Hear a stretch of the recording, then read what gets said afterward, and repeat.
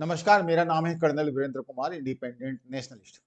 आज की इस वीडियो में मैं एक ऐसी पर्सनालिटी और उसके विचारों से आपको अवगत कराना चाहूँगा, जो बेसिकली एक कॉन्ट्ररी ओपिनियन देते हैं। मतलब जो भी आप वेस्टर्न प्रेस में या इवन इंडियन प्रेस में आप देखते हैं, सुनते हैं, उससे एक डिफरेंट ओपिनियन, एक ऑनेस्ट ओपिनियन।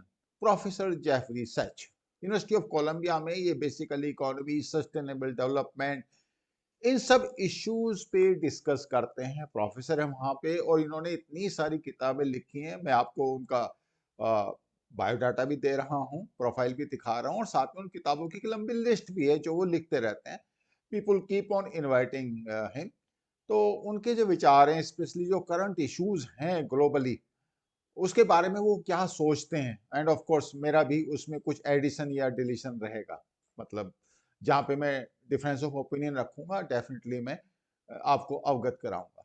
बट पहली बात, जो सबसे इंपॉर्टेंट बात है, जो उन्होंने कहा कि क्या अमेरिका एक मल्टीपोलर वर्ल्ड को सपोर्ट करता है, या वो रियलाइज कर रहा है कि जो ग्लोबली मल्टीपोलर वर्ल्ड होने जा रहा है।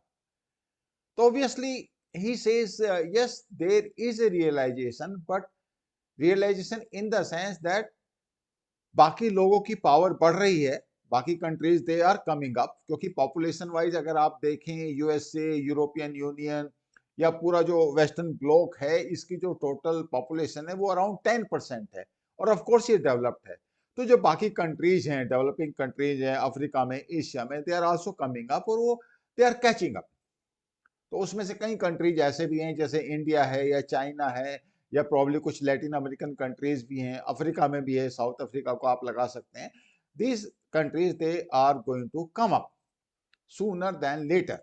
लेकिन अमेरिका में और इवन यूरोप में एक ऐसा लीडर्स का ग्रुप जरूर है जो ये चाहता है कि नहीं, USA should continue to be a global super power, it should continue to be unipolar world। अब ये विचार एक्चुअली कहां से आता है, और इसमें जो उनका सबसे बड़ा जो ओपिनियन आता है प्रोफेसर जेफरी सैच का, जो काफी लॉजिकल लगता है मेरे को। वो कहते हैं कि अमेरिका के अंदर एक मिलिट्री इंडस्ट्रियल कॉम्प्लेक्स है और ये ही एक्चुअली डिसाइड करता है कि फॉरेन पॉलिसी के जो डिसीजंस हैं वो क्या होने वाले हैं। तो जब फॉरेन पॉलिसी के डिसीजंस होते हैं तो उस टाइम पे ये काफी हद तक एक डिसरप्टिव एक्शंस भी करते हैं, डीस्टेबलाइजेशन एक्शंस भी करते हैं। इन द सेंस, जब ये अमेरिका को चाहते हैं कि एज ए यूनिपोलर वर्ल्ड में वो एक सुपर पावर के स्टेटस में कंटिन्यू करें, तो साथ में जो कंट्रीज उनको चैलेंज करते हैं, अब आप देखेंगे तो चैलेंज कौन करेगा, या तो चाइना करेगा या फिर रशिया करेगा। बाकी तो कोई चैलेंज करने वाला नहीं है अभी। ऑफ कोर्स थोड़े दिनों में इंडिया भी आ जाएगा, but India probably will align with USA, because India का जो पॉलिटिकल स्ट्रक्चर है या जो हमारा जो डीप स्टेट है वो काफी हद तक यूएसए से अलाइन करता है। उसके अपने रीजंस हैं, वो हम बाद में डिस्कस करेंगे। तो अगर कोई कंट्री इनकी बात नहीं मानता, जो मिलिट्री इंडस्ट्रियल कॉम्प्लेक्स है यूएसए का, तो उसके साथ फिर वो डी स्टेबलाइजेशन का फैक्टर भी लगाते हैं। जैसे फॉर एग्जांपल आप यूक्रेन का आप अगर देखें तो 2014 में जो कुछ वहां पे हुआ है वो बेसिकली सीआईए का या विक्टोरिया न्यूलैंड, उन सब का किया धरा था। ये सब मैं एक्चुअली अपनी तरफ से एक्सप्लेन कर रहा हूं, उन्होंने इनका नाम नहीं लिया। बट फैक्ट ये है कि ये पॉइंट उन्होंने जरूर कहा कि जो मिलिट्री इंडस्ट्रियल कॉम्प्लेक्स है ये यूएसए में डोमिनेट करता है और साथ में इनकी बहुत पावर है, नो डाउट अबाउट दैट।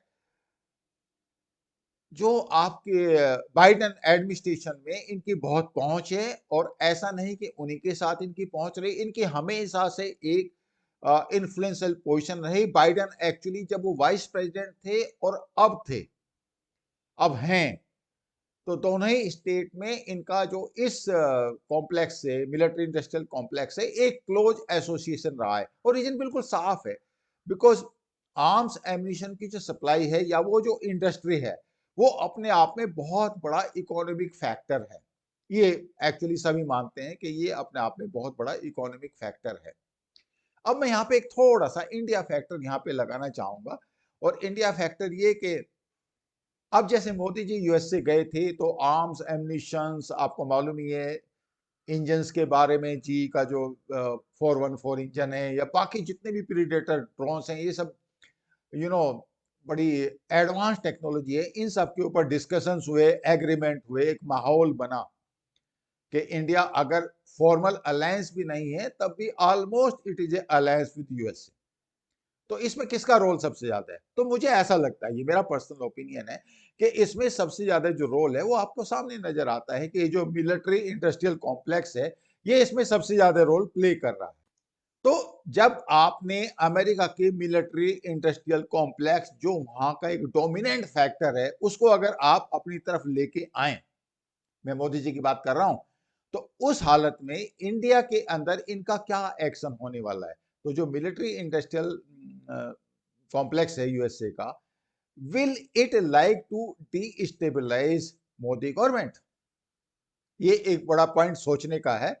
और वो क्यों करना चाहेगा और क्यों नहीं करना चाहेगा? तो अगर वो करना चाहेगा तो इसलिए करना चाहेगा कि प्रॉब्ली जो प्रेजेंट डिस्पेंसेशन है इंडिया में वो बहुत स्ट्रांग है, और वो अपनी टर्म्स पे यूएसए के साथ ये जो एम्यूनिशन के, आर्म्स के एग्रीमेंट हो रहे हैं वो कर रहा है। अगर इस मिलिट्री इंडस्ट्रियल कॉम्प्लेक्स को ये रियलाइजेशन आ जाता है कि अगर next government other than BJP या अदर देन मोदी आ जाती है, वो हमारे टर्म्स एंड कंडीशंस के प्रति ज्यादा फेवरेबल रहेगी, तो उस हालत में दे विल ऑप्ट फॉर दैट। उनको उसमें कोई खास इशू नहीं है। अब इंडियंस के दिमाग में एक नेचुरल क्वेश्चन आएगा कि इंडिया के अंदर इसका कितना इन्फ्लुएंस है। तो मैं आपको बता दूं कि ये इन्फ्लुएंस अच्छा खासा है, और ये आज से नहीं, बहुत दिनों से है। गवर्नमेंट मशीनरी या जो प्राइवेट इंडस्ट्रियल हाउसेज हैं या जो पॉलिटिकल पार्टीज हैं, आप देखो, अगर राहुल गांधी की भी आप देखो तो वो कैम्ब्रिज में जाते हैं, स्टैनफोर्ड में जाते हैं, ये सब जाते हैं, डिस्कस करते हैं। तो आफ्टर ऑल जो वो बोलते हैं वहां पे, वो किसके लिए बोलते हैं? Who is the primary audience? This military industrial complex is the primary audience. Let us be very clear about it. तो अगर इनको ऐसा लगेगा, मिलिट्री इंडस्ट्रियल कॉम्प्लेक्स को, कि इंडिया के अंदर probably they can have more influence and probably they can have better terms and conditions, तो दे विल ऑप्ट फॉर, और they will try to change. अब वो इंडियंस के ऊपर डिपेंड करता है कि वो उनके इन्फ्लुएंस में कितना आते हैं। अब बात हुई कि इंडिया यूएसए, और आपको मालूम ही है कि इंडिया चाइना की क्या इक्वेशन है। Why USA is trying to pick up India? तो सिंपल सा आंसर है, प्रोफेसर जेफरी सैच ने भी यही बोला है कि because probably they want to bring India, they want to develop a alliance with India, so that up to certain extent they can counter balance China. अब जब अमेरिका की आप फॉरेन पॉलिसी की बात करते हैं तो एक बड़ा क्वेश्चन आता है, वो क्वेश्चन आता है ओवर्टली। आप देखो, कोई भी प्रेस कॉन्फ्रेंस होगी तो यूएस से क्या बोलेंगे कि हमारी जो फॉरेन पॉलिसी है बड़ी कोऑपरेटिव फॉरेन पॉलिसी है।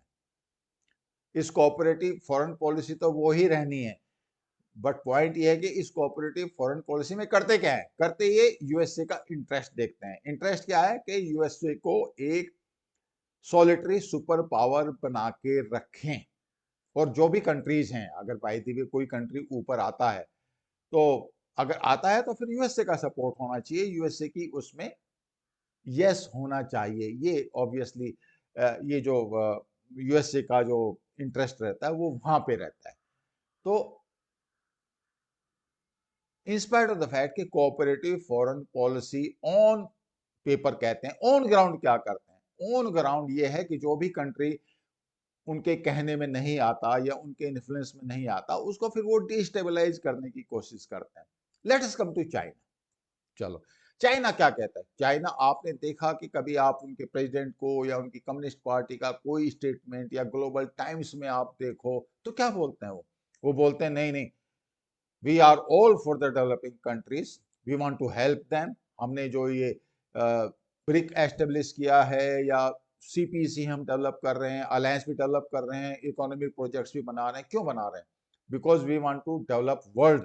हम ऐसे लोगों की हेल्प करना चाहते हैं जिनके पास रिसोर्सेज की कमी है, और हमारे पास चूंकि रिसोर्सेज हैं, economically we are better off, तो we want to help countries like probably Sri Lanka, Bangladesh, Pakistan, या अफ्रीका में भी, या यूरोप में भी। बट ऑन ग्राउंड क्या करते हैं? सब बात करते हैं, आइडियलिस्ट सब हैं ऑन पेपर। ऑन ग्राउंड क्या करते हैं? ऑन ग्राउंड चाइना भी वो ही करता है, अपनी हेगोमोनी को बढ़ाता है, सब्जुगेट करता है। आप देखिए पाकिस्तान कैसे सब्जुगेटेड है, श्रीलंका कैसे सब्जुगेटेड है, Bangladesh up to certain extent subjugated है। क्यों? इंडिया ऑफ कोर्स चूंकि बड़ा नेशन है, इकोनॉमिकली बेटर ऑफ है, तो इन्होंने कहा कि आप जरा अपनी जो सलाह है, अपना जो इन्फ्लुएंस है, आप अपने तक ही रखें। तो फिर उस हालत में यहाँ पे एक ऐसी लॉबी भी है जो चाइना के फेवर में काम करती है, नो डाउट अबाउट दैट। ये जो कम्युनिस्ट पार्टी है आपकी, या फिर जो लेबर यूनियंस है, बहुत सारी ऐसी है जो चाइना से इन्फ्लुएंस रहती हैं, फंड्स भी आते हैं, कांग्रेस भी फंड्स लेती है। इनफैक्ट कांग्रेस ने तो कम्युनिस्ट पार्टी ऑफ चाइना से एग्रीमेंट भी किया हुआ है, एक फॉर्मल एग्रीमेंट है, जो किसी जमाने में राहुल गांधी ने साइन किया था। उसका ऑफ कोर्स वो डिस्क्लोज कभी नहीं करते, बट ओवरऑल पर्पज क्या रहता है? ओवरऑल पर्पज ये रहता है कि यहाँ के जो डिसीजन मेकर्स हैं उनको आप इन्फ्लुएंस करें। यूएसए का भी वही हिसाब है। तो दोनों आप देखो तो दोनों, each one of them is looking for their hegemony, कि हम अपनी दादागिरी वर्ल्ड पे चलाएं।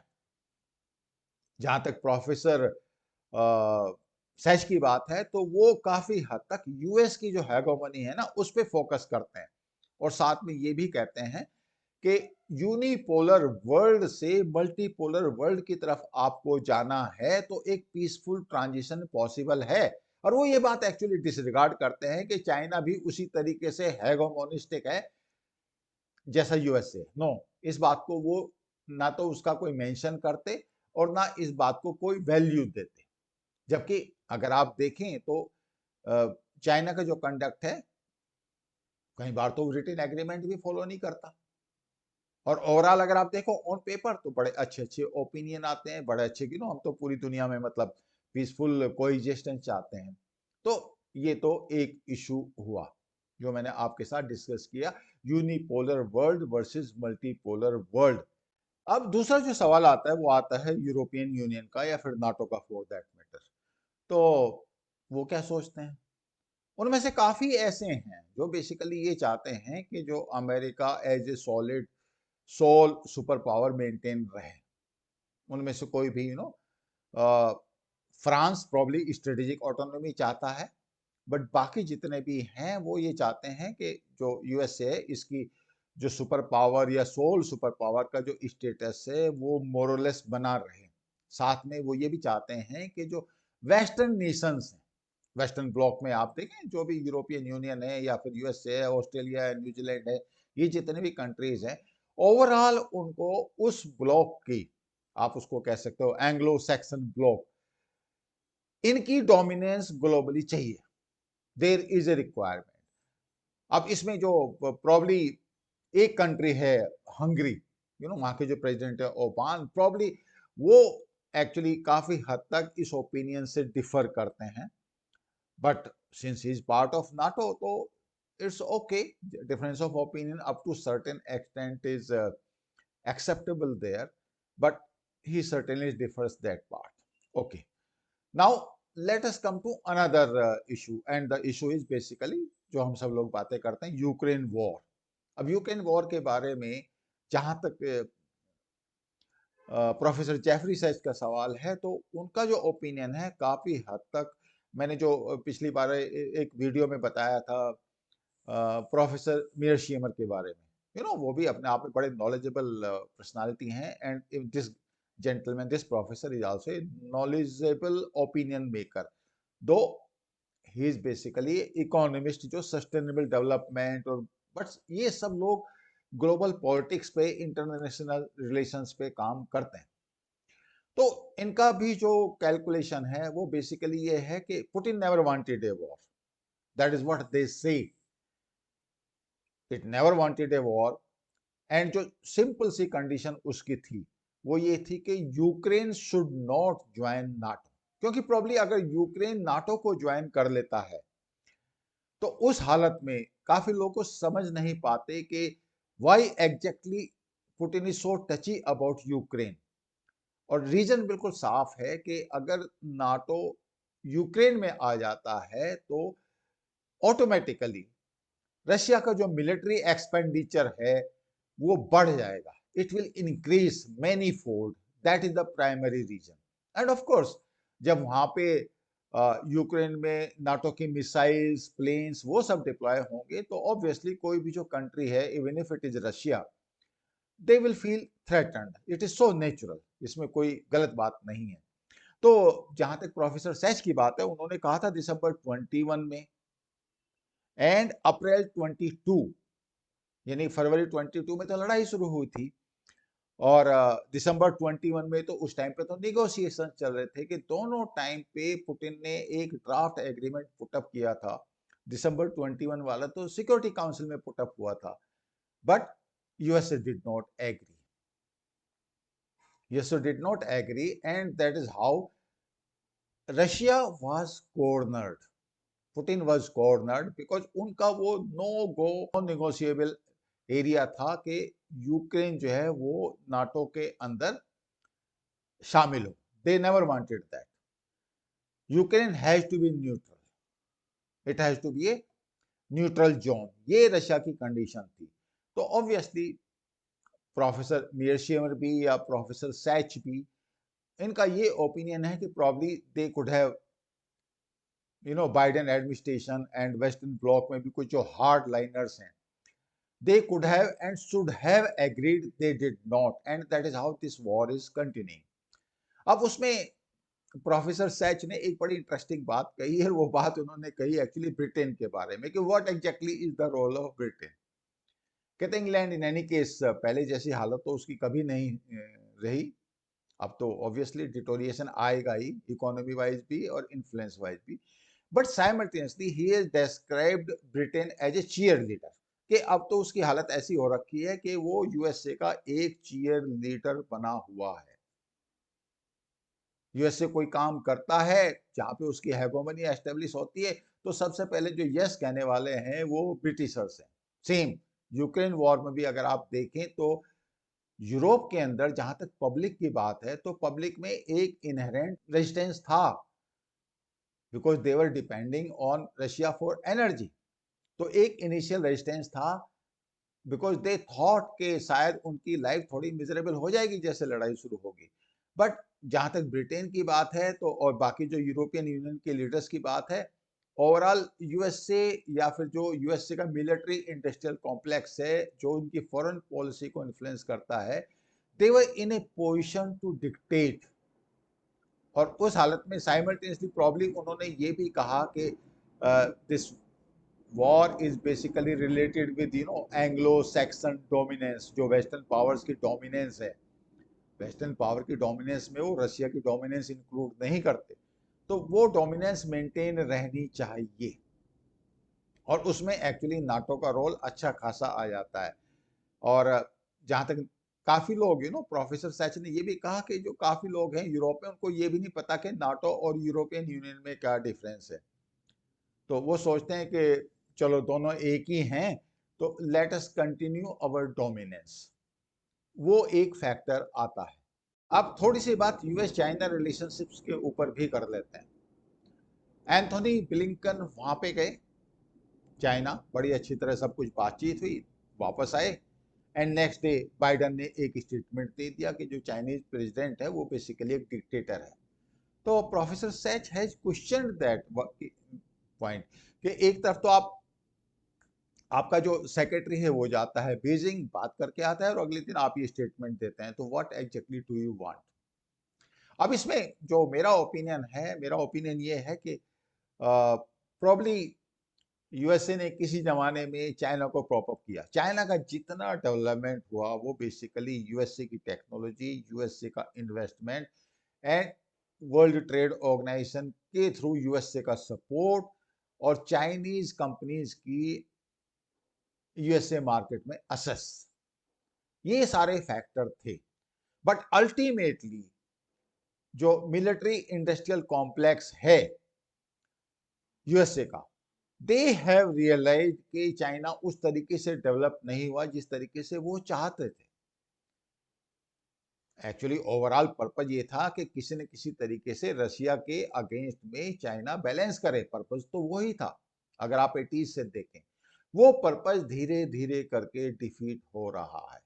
और आप प्रोफेसर मीर शीमर की बात करें या प्रोफेसर सेज की बात करें या जितने भी इस तरह के इंटेलेक्चुअल्स हैं उनकी बात करें, तो वो एक चीज में बिल्कुल क्लियर है कि China Russian alignment, this is the worst possible scenario for USA. अब USA feels confident or not, that is a different issue, that they can handle this alliance.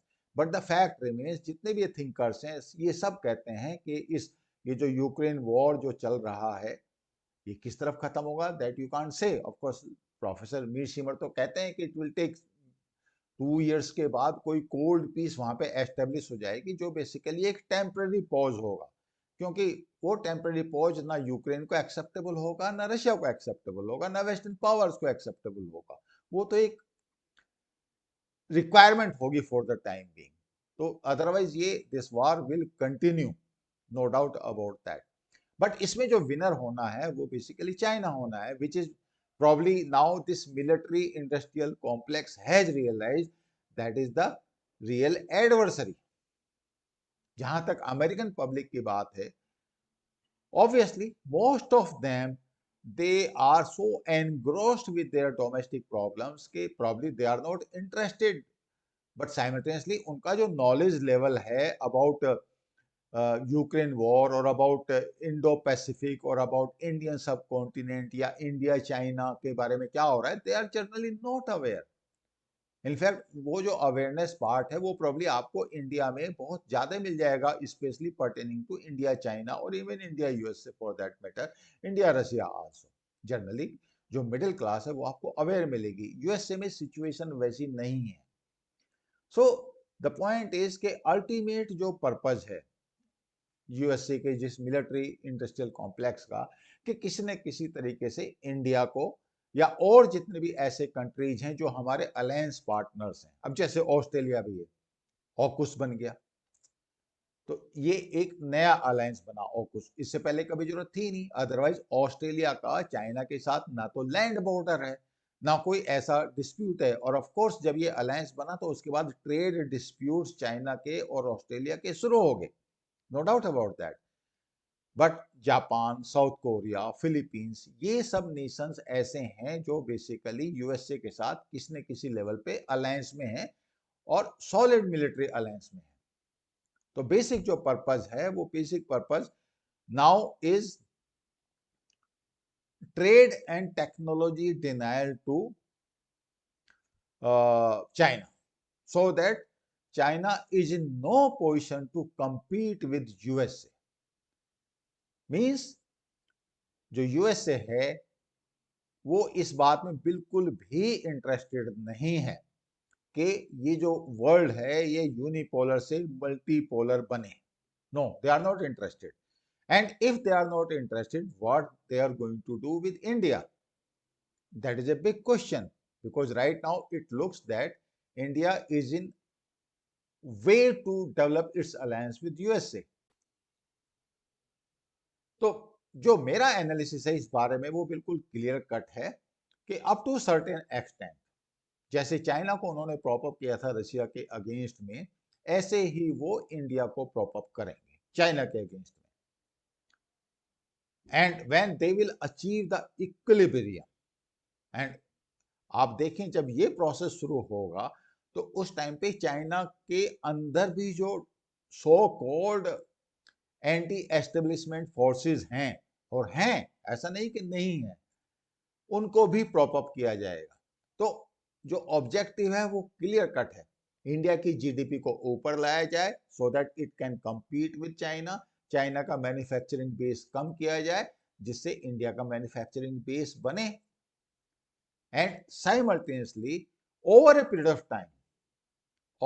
of time, they will see to it that India stays at certain level where it cannot challenge the US hegemony।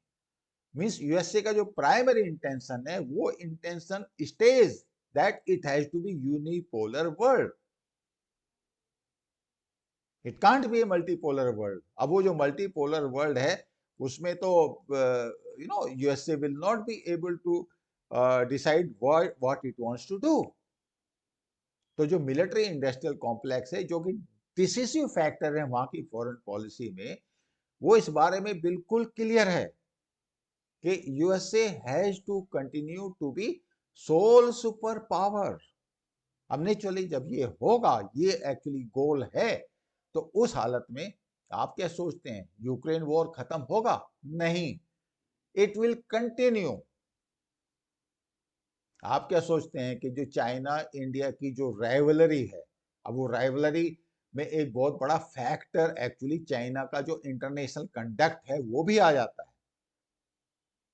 But it will continue, it will be propped up. Now India of course, last time जब लद्दाख में उन्होंने 2020 में जब aggression किया था, आपने देखा था उस टाइम पे यूएसए के साथ जो फाउंडेशन एग्रीमेंट हुए थे, फटाफट 2+2 dialogue agreements and all that.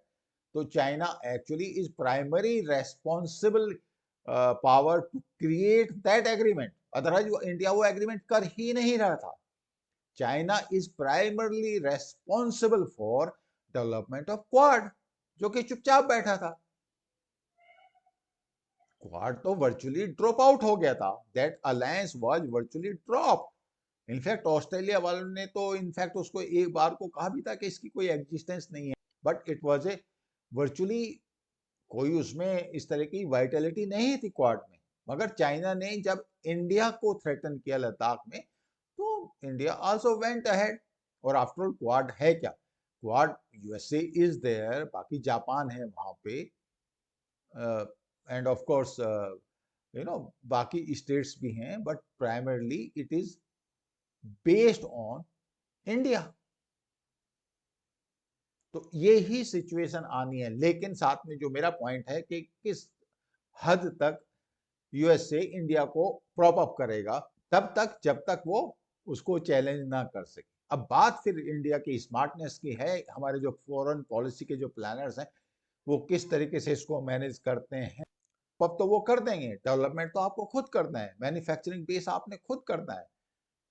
साथ में एक चीज और भी मैं आपको बता दूं, जितना भी ये जो मिलिट्री इंडस्ट्रियल कॉम्प्लेक्स है यूएसए का, जो उसकी फॉरेन पॉलिसी के लिए डिसिसिव फैक्टर है, वो कभी ये नहीं चाहेगा कि यहाँ पे आत्मनिर्भर भारत हो। अदरवाइज तो what is the benefit to them?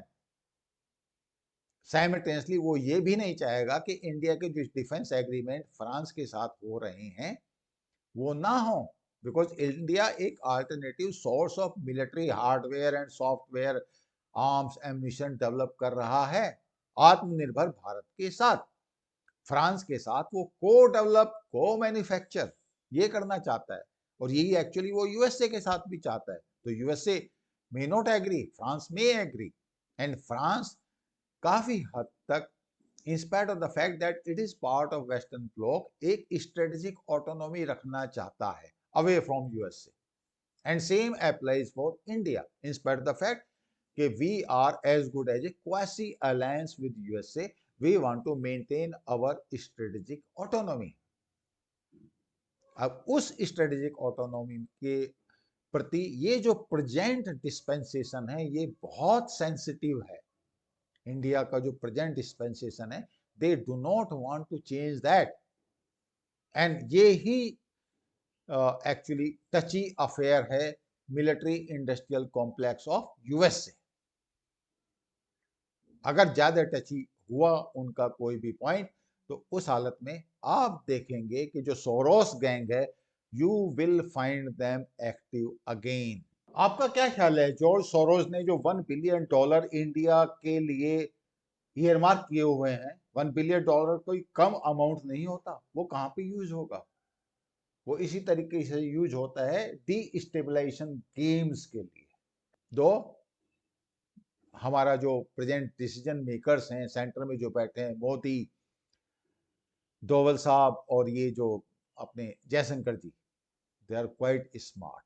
तो क्या लगता है कि ये जो ओपोजिशन लीडर्स हैं इंडिया में, इनको इस तरह का पर्सपेक्टिव आएगा जो प्रोफेसर जेफरी सैच ने दिया है, या फिर और जो इंटरनेशनल थिंकर्स हैं? नहीं, ये उन इश्यूज से, उस तरह के पर्सपेक्टिव से कोसों दूर है। इनको सिर्फ एक ही पर्सपेक्टिव है कि how they can make more money for themselves, कैसे अपनी फैमिली को बचाएं और कैसे अपने आप को सीबीआई से या ईडी से बचाएं, बिकॉज ये बेसिकली एक सेल्फिश लॉट है जिसको नेशनल इंटरेस्ट से कोई भी कंसर्न नहीं है।